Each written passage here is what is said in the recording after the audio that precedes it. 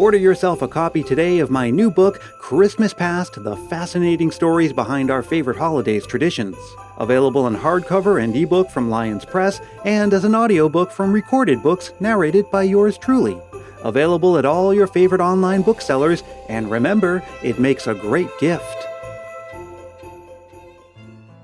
Hey, it's Brian, and if you're listening in real time, then you're hearing this episode when there's just a bit more than a week to go until the big day. What better time to take a break from the normal action of telling the backstories to Christmas traditions and practice a little tradition of our own? The one where I turn things over to you and let you guide my sleigh tonight on a trip down memory lane. Yes, it's time once again for an episode filled with your Christmas memories. Hearing and sharing these little glimpses into your Christmas past is my favorite part of creating this show, so I am excited to cozy up here by the fire for some good old-fashioned Christmas reminiscing, and I'm sure you are too. It'll help to make for a holly jolly Christmas. And for the person behind this first memory, it's always a holly jolly Christmas. In fact, it couldn't be any other way. My name is Holly Joy. Yes, that's right, holly like Christmas holly and joy like Christmas joy. And yes, I know you're wondering, was I born near Christmas? Yes, I was. I've worked as a cashier at several different places over the holidays and also in a call center over Christmas time. And no one seems to notice my name or comment on it until around Thanksgiving and the month of December. And then almost every person will make some kind of comment. Oh, what a perfect name for this time of year. And were you born near Christmas? Ha ha ha. I always want to say, actually, this is my name all the time. Or, actually, yes, I was born near Christmas, but that's not why my parents named me that. It's funny because my parents chose my name during the summer months when my mom was pregnant before my birth. And she liked the name because her best childhood friend's name was Holly.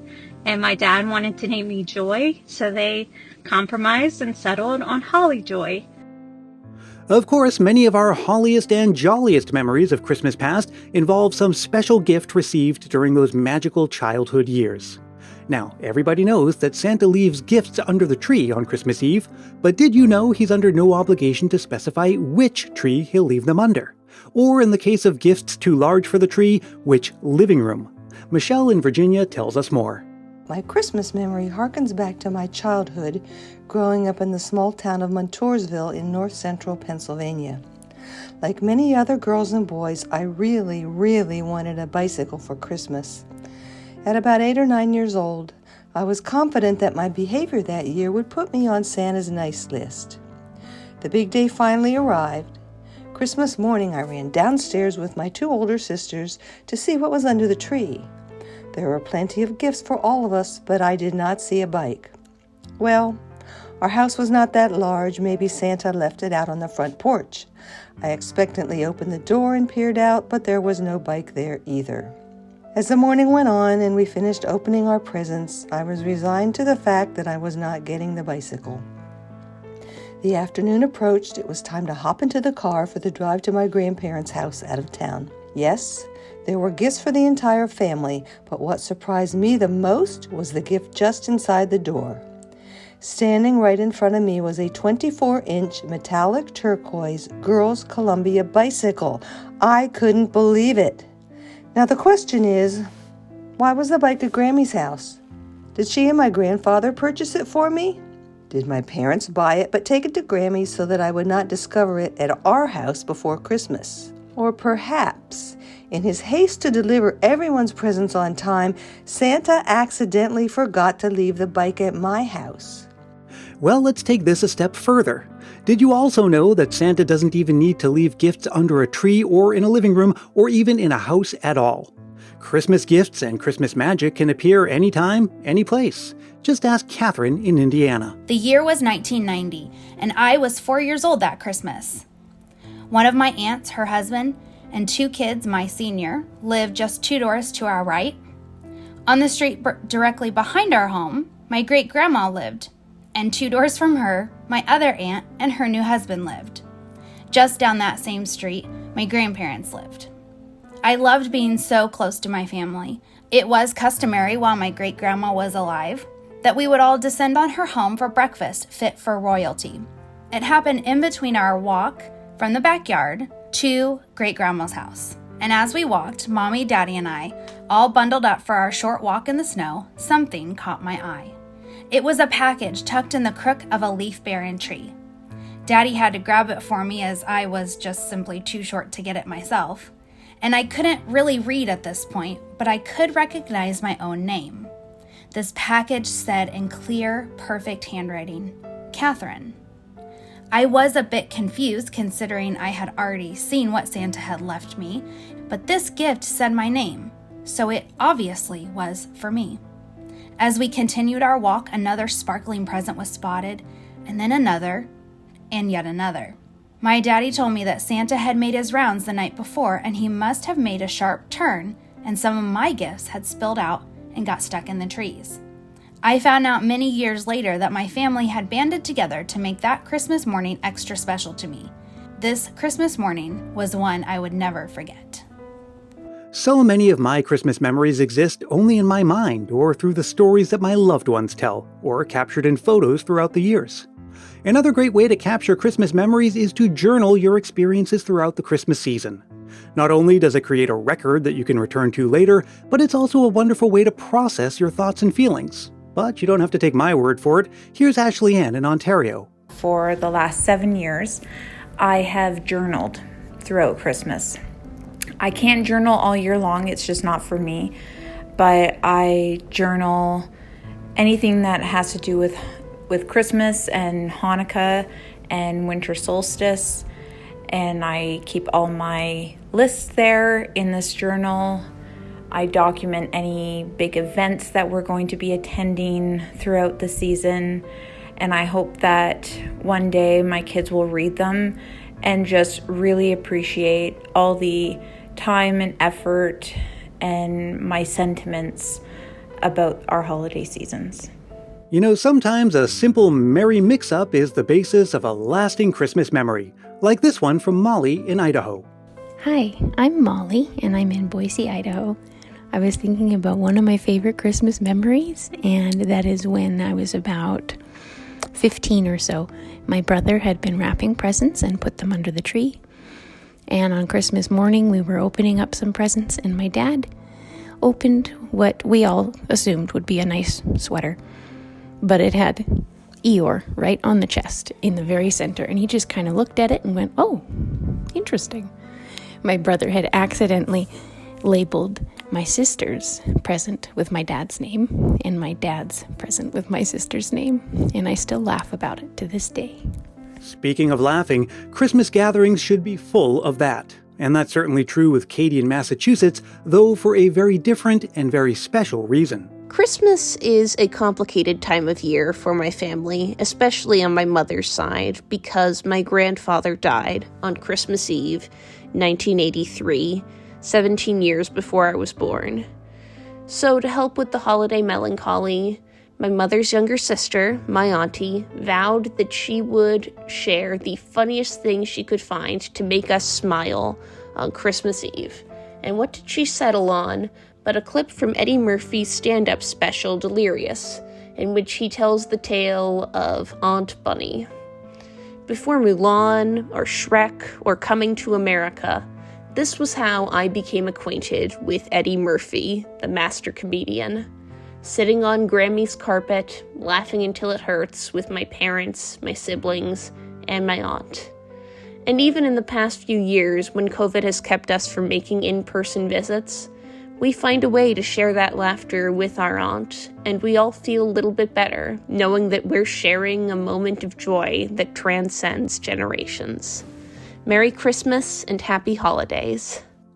Yes, it's certainly true that not every Christmas can be the happiest of them all, nor every Christmas memory a fond one. But it's often the case that what begins in hardship ends up making for warm memories of Christmas past. Here's Tiana in Utah with a Christmas memory from when she was just 10 years old. Not to get too Dickensian, but that year was the best of times and the worst of times. See, I had the flu that year, a really, really bad flu, the kind where any kind of movement at all is enough to make you vomit. And so when my dad came in on Christmas morning to see how I was feeling, and I wasn't feeling any better than I had the day before, he scooped me up and carried me into the living room to set me up on the couch. But when he started handing out gifts and he handed me my first one, just sitting up and trying to accept it from him was enough to make me vomit. So after we got cleaned up, he asked me, he said, "Okay, kiddo, what do you want to do? We could save your presents for you until you're feeling better." And that's when one of my sisters jumped in and said, "No, there is no way you cannot have presents on Christmas."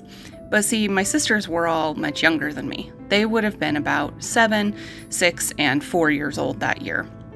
And the way our family opened presents was that my dad would hand out a gift to everyone, and then someone would say, 1, 2, 3, go, and everyone would tear into their present at the same time. And then we would all take a minute to admire what everyone got, say our thank yous, give hugs, and then push the wrapping paper to the side so that we could do round 2. And so one of my sisters said, "I'll help her." And so she came and sat on the floor in front of the couch where I was. And on that round, she took my present instead of her own. And she did the most amazing job opening it. It wasn't just like watching someone else open your presents. She did it kind of slowly and with a lot of flair. And what do we have here? What do you think it's going to be? And built all the excitement. And then once it was opened, she handed it to me so that I could see it and hold it for a minute. And then gently took it from me to place it in a pile to the side. And after that, each of my 3 young sisters took turns doing that all morning, and I'm sure present opening took 50 times longer that day, but my poor dad was so patient, and my sisters were so helpful, and it's one of the best Christmases I can remember. Thanks, Brian. No need to apologize for a Dickens reference, Tiana. We're all about Mr. Dickens here on Christmas Past. And speaking of the worst of times, yes, it's true that illness and injuries and other hardships are often with us during the Christmas season. That's life, after all. But if you have the right attitude, moments like these can offer some valuable lessons. Just ask Sarah in Barcelona. Hi, I wanted to share this Christmas memory that actually starts on Thanksgiving. So my mom and I were riding horses on Thanksgiving Day because we lived on a farm and I wanted to show her the Christmas tree I wanted to cut down for my room. However, on our way back, the horse got spooked and we both ended up falling off. I went and got help at the house because I heard my mom crying. It turns out we had to take her to the hospital on Thanksgiving Day and she had broke her pelvis in 2 spots. And so she was wheelchair bound for months after that. So my Christmas memory just kind of evolves around that whole season of I learned how my mom had given so much each year to us kids and helped create positive memories for us for the Christmas season. And that year kind of shifted it and I was able to do the decoration and the cooking the meals, and it just helped me to learn how to serve around the holiday season, which was a change. However, I really enjoyed it and I learned how much work goes into those special holiday memories, as well as we had to have all of the holiday parties at our house just because my mom wasn't able to leave. But we ended up making the most of it and enjoyed it. Well, let's move on from not-so-great Christmases to one of the best ever. Many people dream of receiving the kind of Christmas gift that Bailey in Virginia did years ago. Here she is to tell us all about it. It was December 23rd, 2016. I was 16 years old at the time. And unfortunately, that spring, we had just lost one of our dogs, so we knew we would be getting a new one eventually, we just didn't know when. So despite the fact that it was so close to Christmas, I was sitting in the living room on my school-issued Chromebook, working on some assignment that I knew would be due right after winter break. I just wanted to get it done in advance. So my parents go to the front door and say, "Hey Bailey, we're gonna go out and run an errand, we'll be back in about an hour." Now I'm too focused on this stupid assignment that I hate to realize it is very suspicious if my parents both go out on a quote-unquote errand at the same time. But by the time they got home, I hadn't really registered it, I was still working on the assignment. And they come in with this partially wrapped cardboard box, and they just place it on the ground in front of me and give me a funny look. And before I can say anything, the box moves. I immediately know what's going on, and I yell upstairs to my older brother who's playing video games. I say, "Cameron, get down here now!" And of course, he doesn't know what's going on. He goes, hang on, I'll be down in a second." I'm screaming bloody murder, "Cameron, get down here now!" So he finally comes down, and he's saying, What's going on? And he sees the box move. So we immediately run to it, and we aggressively but gently are tearing off the wrapping paper. And I open it up, and it's kind of dark, so I couldn't get a super clear image, but I know that there is a little puppy inside that box. So I gently reach down, put my hands behind his tiny little front legs, and I pull him up. And it's the most beautiful little brown dog I've ever seen. And just when I think I've taken him all the way out of the box, I'm surprised to see that there is more dog attached to this dog. Now, my family is very strict about we always get adopted or rescued dogs, so we've usually always had mutts. We rarely get purebreds. But I see the length of this creature that I just pulled out of a box and realize not only did they get us a puppy for Christmas, but they got us a dachshund. Now, he was a Craigslist puppy, so we count him as a rescue. But we decided to name him Buckley. He'll be about 6 years old this December. And we are so grateful for this crazy, wonderful little dog that was brought into our lives that Christmas. Big gifts can be the stuff of Christmas memories, but so can small ones. Just ask Danny in Indiana how a quirky and unexpected gift would later help with a sticky situation. My favorite Christmas memory has to do with Christmas crackers. I came into my husband's family, and my mother-in-law is English, and so every year we would open up our Christmas crackers and then put on our Christmas crowns and dive into our prime rib and truly eat like the kings and queens we are. But one Christmas, one of us got a roll of tape, and I thought it was so unique that here was this little tiny roll of tape that like an American Girl doll could use. And it actually worked that I decided to keep it.